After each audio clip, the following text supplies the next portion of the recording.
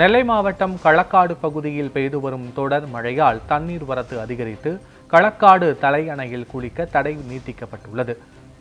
திருக்குறுங்குடி திருமலை நம்பி கோவிலுக்கும் பக்தர்கள் செல்ல அனுமதி மறுக்கப்பட்ட நிலையில் நம்பி ஆற்றிலும் குளிக்க தடை விதிக்கப்பட்டுள்ளது.